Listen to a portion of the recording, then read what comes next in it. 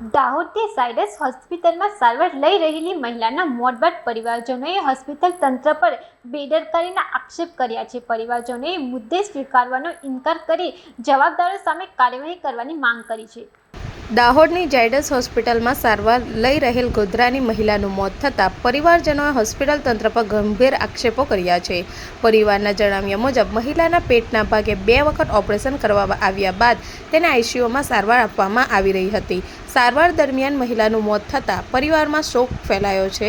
પરિવારજનોએ મૃતદેહ સ્વીકારવાનો ઇનકાર કરી જવાબદાર ડોક્ટરો સામે કાર્યવાહી કરવાની માંગ કરી છે। બીજી તરફ હોસ્પિટલ તંત્રએ તમામ આક્ષેપો નકારી કાઢી મૃતદેહને પોસ્ટમોર્ટમ માટે મોકલી આપ્યો છે। પીએમ રિપોર્ટ બાદ મોતનું સાચું કારણ બહાર આવશે। વિડીયો જર્નાલિસ્ટ કિશોર ડબગર સાથે સત્યા ટીવી ન્યૂઝ દાહોદ। નયનાબેન નામે નયનાબેન વિનોદભાઈ ડબગર એમને પાણીની ગાંઠનું ઓપરેશન કરાવવા માટે આપણે ઝાયડસમાં લાયા। એમને 16 તારીખનું એમના ઓપરેશન થયું ને પછી એમને એકદમ પેટમાં તકલીફ થવા માંડી તો પેટ ફૂલવા માંડ્યું। તો અમે એમ કીધું કે આ પેટ કેમ ફૂલે છે? ઓપરેશન કરાયા પછી પેટ તો ના ફૂલવું જોઈએ ને।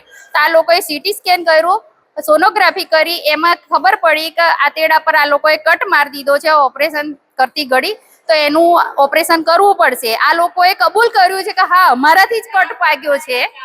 4 પછી ઓપરેશન કર્યું ને ત્યારે ખબર પડી કે 4 કટ મારી દીધા છે। એનું ઓપરેશન કર્યું, ઓપરેશન કર્યા પછી ડાયરેક્ટ જ એમને આઈસીયુમાં જ ભરતી કરી દીધા ને વેન્ટિલેટર પર મૂકી દીધા। આ દિન સુધી વેન્ટિલેટર ને આજે કહે છે કે એમનું અવસાન થઈ ગયું। તો અમારે શું કરવાનું? એમના 3 બાળકો નાના નાના છે। બાપ 7 વર્ષ પહેલા ગુજરી ગયા ને માં આજે ગુજરી ગયા। બાળક અનાથ થઈ ગયા। એમનું કોણ છે આ દુનિયામાં? બાપડા કોઈને અનાથ થઈ ગયા। બાપ બે જ અમારો ન્યાય જોઈએ છે। બાળકોને માં કોણ લાવશે? બાપ કોણ આવશે એમના માટે?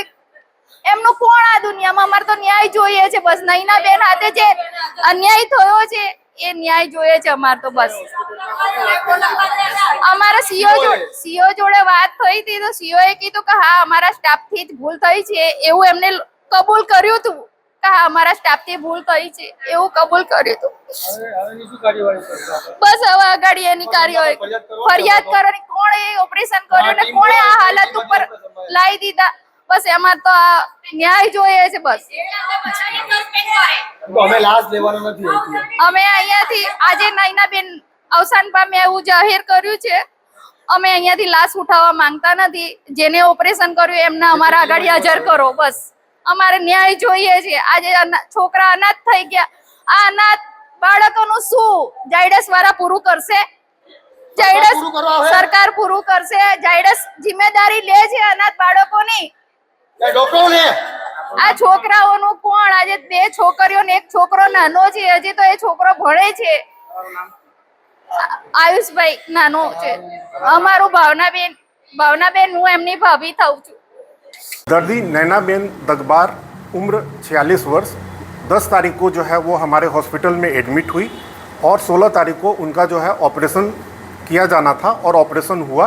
उस ऑपरेशन के बाद 6 दिन के बाद जो है ऐसा लगा कि जो है ऑपरेशन में कुछ एक प्रॉब्लम हो रही है, पोस्ट ऑपरेटिव कॉम्प्लिकेशन हो रही है। उसके लिए जो है हम लोग ने जो है 22 तारीख को जो है दूसरी बार ऑपरेशन किया। उसके बाद पेशेंट जो है दूसरी बार ऑपरेशन करने के बाद बिल्कुल स्टेबल था। 4 तारीख तक जो है बिल्कुल स्टेबल था, सब कुछ बढ़िया से था। और हम लोग ने जो है 5 तारीख को सडनली उनका जो है हार्ट रेट, बीपी और जो है शुगर वो लो हो गया, जिसको हमारे डॉक्टर ने बढ़िया से संभाला। लेकिन सब कुछ करते हुए भी शाम तक उनकी जो है वो पेशेंट कोलैप्स कर गई। और ये आधार जो है निराधार है कि कुछ डॉक्टर से इंजरी हुई है। हमारी जांच चल रही है, हॉस्पिटल की अपनी जांच है और वो जांच आने के बाद सत्य सबके सामने आएगा। तो जो है ज़ायडस हमेशा से सेवा करता आया है दाहोद जिला की और आगे भी करता रहेगा। सर, परिवार का ऐसा आरोप है कि आपके सीईओ है उन्होंने कबूल करा है कि ये पेशेंट हमारे डॉक्टरों की गलती की वजह से डेथ हुई है। ये आधिकारिक सूचना नहीं है। सर, दूसरा भी आरोप है कि बहुत दिनों से इनको आईसीयू में रखा गया था और आज मृत घोषित करा।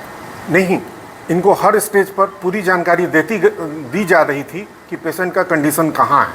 डेट 1 से जो है जैसी भी स्थिति रही है उनको रेगुलर बेसिस पे जो है उनको पेशेंट के परिस्थिति के बारे में बताया जा रहा था, जो हमारे जाइडस हॉस्पिटल का नियम है।